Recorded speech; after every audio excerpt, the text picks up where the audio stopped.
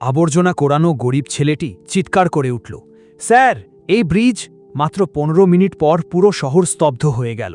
এই ব্রিজের উদ্বোধন করবেন না, এই ব্রিজটি ভেঙে পড়তে চলেছে। সুলতানপুর শহরের ইতিহাসে ২০২৪ সালের ১৫ই আগস্টের দিনটি সুবর্ণ অক্ষরে লেখা হতে চলেছিল। শহরের সবচেয়ে ব্যস্ত গোমতী চৌরাস্তায় তৈরি হওয়া ২ কিলোমিটার দীর্ঘ ফ্লাইওভারটি আজ জনগণের জন্য উন্মুক্ত হতে চলেছিল। পুরো শহরটিকে কোণের মতো সাজানো হয়েছিল। রাস্তার দুই পাশে থাকা বিদ্যুতের খুঁটিগুলোতে জাতীয় পতাকা উড়ছিল এবং বড় বড় হোর্ডিংয়ে মুখ্যমন্ত্রী ও স্থানীয় মন্ত্রী জগদীশ প্রসাদের হাসিমুখের ছবি লাগানো ছিল। এই পোস্টারগুলোতে বড় বড় অক্ষরে লেখা ছিল, উন্নয়নের নতুন অধ্যায়, ১২৫ কোটি টাকা ব্যয়ে নির্মিত আধুনিক ইঞ্জিনিয়ারিংয়ের এক অনন্য নিদর্শন। শহরের মানুষ খুবই উৎসাহিত ছিলেন। যে সফর আগে ৪০ মিনিটে পার হতে হতো, এখন তা মাত্র ৫ মিনিটে পূরণ হতে চলেছিল। সকাল ১০টা বাজছিল এবং উদ্বোধন অনুষ্ঠানের প্রস্তুতি তার চরম সীমায় ছিল। উঁচু মঞ্চে লাল কার্পেট বিছানো ছিল এবং সেখানে লাগানো লাউডস্পিকার থেকে দেশাত্মবোধক গান ভেসে আসছিল। ভিআইপি চেয়ারগুলোতে শহরের বড় বড় কর্মকর্তা, ঠিকাদার এবং সাদা পোশাকের নেতারা বসে নিজেদের মধ্যে কথোপকথন করছিলেন। কিন্তু এই উৎসবের শোরগোল এবং জাঁকজমক থেকে দূরে সেই ব্রিজের অন্ধকার এবং ধুলোবালিতে ভরা নিচের অংশে ১৭ বছরের আরিয়ান তার ছেঁড়া বস্তায় আবর্জনা জমা করছিল। শহরের মানুষের চোখে আরিয়ান ছিল কেবলই এক আবর্জনা কোড়ানো ছেলে, কিন্তু তার চোখে এমন এক উজ্জ্বলতা ছিল যা হয়তো সেই মঞ্চে বসা কোনো ইঞ্জিনিয়ারের কাছেও ছিল না। আরিয়ানের কাছে কোনো প্রাতিষ্ঠানিক ডিগ্রি ছিল না, কিন্তু তার কাছে অভিজ্ঞতার সেই পাঠশালা ছিল যা তাকে তার বাবা রামদিন উত্তরাধিকার সূত্রে দিয়েছিলেন। রামদিন ছিলেন শহরের সবচেয়ে পুরনো এবং সৎ রাজমিস্ত্রি।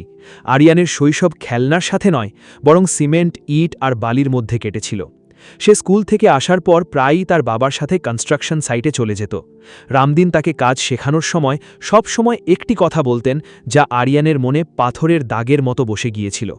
রামদিন বলতেন, দেখো বেটা, আমরা যে কাঠামোটা খাড়া করি না, সেটা শুধু ইট পাথরের স্তূপ নয়, এতে বসবাসকারী এবং এর ওপর দিয়ে চলাফেরা করা হাজার হাজার মানুষের শ্বাস আটকে থাকে। যদি কংক্রিট তৈরিতে নিয়ত পরিষ্কার না থাকে, তবে সেই ইমারত বাসস্থান নয়, বরং কসাইখানা হয়ে দাঁড়ায়। যখন সিমেন্ট আর বালির অনুপাত বিগড়ে যায়, তখন বুঝে নিও যে কারোর জীবনের সওদা করা হচ্ছে। ২ বছর আগে একটি নির্মাণাধীন সরকারি হাসপাতালের ছাদ ভেঙে পড়ার কারণে রামদিনের মৃত্যু হয়েছিল। ওটা কোনো দুর্ঘটনা ছিল না, বরং দুর্নীতির ফল ছিল। তখন থেকে আরিয়ান একা হয়ে গেল এবং পেট চালানোর জন্য তাকে আবর্জনা কুড়োনোর কাজ করতে হলো। কিন্তু সে আজও যখন কোনো নতুন ইমারত দেখত, তখন তার চোখ সবার আগে তার ভিত্তি এবং জোড়গুলোকে পরখ করত। উদ্বোধনের সময় দুপুর ১২টা নির্ধারিত ছিল। সাইরেনের আওয়াজ তীব্র হতে শুরু করেছিল। মন্ত্রী মহোদয়ের কনভয় রওনা হতে চলেছিল। আরিয়ান ১২ নম্বর পিলারের পাশ দিয়ে যাচ্ছিল। এটা ছিল ব্রিজের সবচেয়ে গুরুত্বপূর্ণ অংশ, কারণ এখান থেকেই ব্রিজটি একটি বাঁক নিয়েছিল এবং সমস্ত ওজন এই পিলারের ওপরই কেন্দ্রীভূত ছিল। হঠাৎ আরিয়ানের পা থমকে গেল। সে দেখল যে পিলারের বেসে, যেখানে কংক্রিট মাটির ভেতরে গেছে, সেখানকার উপরিভাগ কিছুটা অদ্ভুত দেখাচ্ছিল। সেখানকার নতুন রং ওপর থেকে তো চকচক করছিল, কিন্তু জোড়গুলোর কাছ থেকে সূক্ষ্ম সাদা পাউডারের মতো কিছু একটা ঝরে পড়ছিল। আরিয়ান তার বস্তাটি নিচে রাখল এবং হাঁটু গেড়ে বসে সেই জায়গাটি মনোযোগ দিয়ে দেখতে লাগল। সে দেখল যে কংক্রিটে এমন কিছু ফাটল ছিল যা মাকড়সার জালের মতো ছড়িয়ে পড়ছিল। সে নিজের আঙুল দিয়ে একটি ছোট্ট ফাটল খুঁড়ল, তো কংক্রিটের একটি বড় টুকরো বিস্কুটের মতো ভেঙে তার হাতে চলে এলো। আরিয়ানের আত্মা কেঁপে উঠল। ১২৫ কোটির ব্রিজের প্রধান পিলার এতটা দুর্বল। সে পাশে পড়ে থাকা একটি লোহার রড তুলে নিল এবং সেটি পিলারের একটি অংশে ফোটালো। রডটি এমনভাবে ভেতরে ঢুকে গেল যেন সেটি কোনো পাথরে নয়, বরং ভিজে মাটিতে ঢুকছে। পিলারের ভেতর থেকে পাথরকুচি আর সিমেন্টের পরিবর্তে কেবল খয়েরি বালি বের হয়ে আসছিল। আরিয়ান বুঝে গেল যে ঠিকাদার আর ইঞ্জিনিয়াররা মিলে বড়সড় খেলা খেলেছে। তারা ওপর থেকে তো এটিকে মজবুত দেখিয়েছে, কিন্তু ভেতরে কেবল বালি ভরে রেখেছে। সিমেন্টের ব্যবহার নামমাত্র করা হয়েছিল। ঠিক সেই সময় ওপরের ব্রিজের ট্রায়ালের জন্য কিছু ভারী জেনারেটর গাড়ি এবং পুলিশের বজ্রবাহন চলাচল করতে লাগল। যখনই কোনো ভারী গাড়ি ওপর দিয়ে যেত, ১২ নম্বর পিলারের ভেতর থেকে একটি ভয়ানক আওয়াজ আসত। মর্মর শব্দে এমন আওয়াজ যেন কোনো বুড়ো গাছ ভেঙে পড়তে চলেছে। আরিয়ান নিজের কান পিলারে লাগাল। সে পরিষ্কার অনুভব করল যে পুরো পিলারটি থরথর করে কাঁপছে। এই কম্পন স্বাভাবিক ছিল না, এটা ছিল ব্রিজের শেষ নিঃশ্বাস। আরিয়ান নিজের চোখের সামনে মৃত্যুর দৃশ্য দেখতে পেল। যদি এখনই ফিতা কাটা হয় এবং মন্ত্রী মহোদয়ের কনভয়ের সাথে শত শত গাড়ি একসাথে উপরে আসে, তবে এই পিলার সেই বোঝা সহ্য করতে পারবে না এবং পুরো স্প্যানটি নিচে ভেঙে পড়বে। রাস্তার নিচে হাজার হাজার মানুষের ভিড় দাঁড়িয়েছিল, উপরেও শত শত মানুষ থাকবে। আরিয়ান একটি মুহূর্তও নষ্ট করল না। সে নিজের বস্তাটি সেখানেই ফেলে রেখে ভিড়ের দিকে দৌড়াল। সে সরাসরি প্রথম ব্যারিকেডের কাছে পৌঁছল, যেখানে সিপাহী তিবারি পান চিবোতে চিবোতে দাঁড়িয়েছিলেন।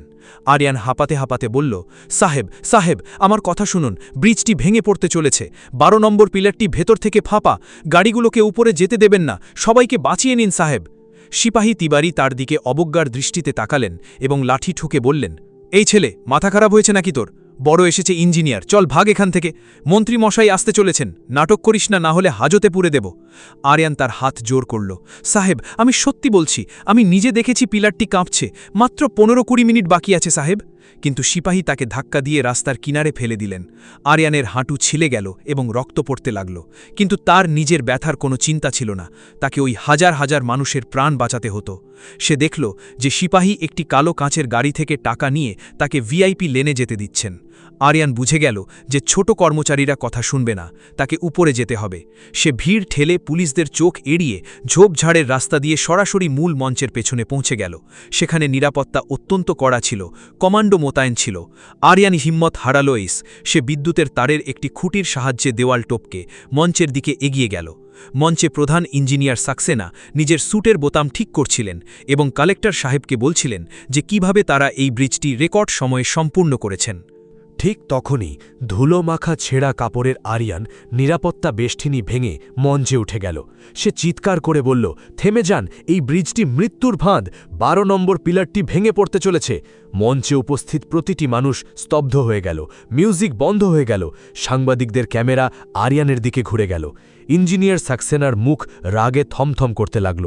সে গার্ডদের ইশারা করল, এই পাগল ছেলেটাকে নিচে নামাও। এ কে? নিরাপত্তায় এত বড় গলদ কিভাবে হলো? 2 জন নিরাপত্তা কর্মী আরিয়ানের হাত পেছন থেকে ধরে ফেলল এবং তাকে টেনে হিঁচড়ে নিয়ে যেতে লাগল। আরিয়ান ছটফট করতে করতে চিৎকার করে বলল, সাক্সেনা সাহেব, আপনি জানেন আমি কি বলছি। 12 নম্বর পিলারে আপনি 40% সিমেন্ট চুরি করেছেন।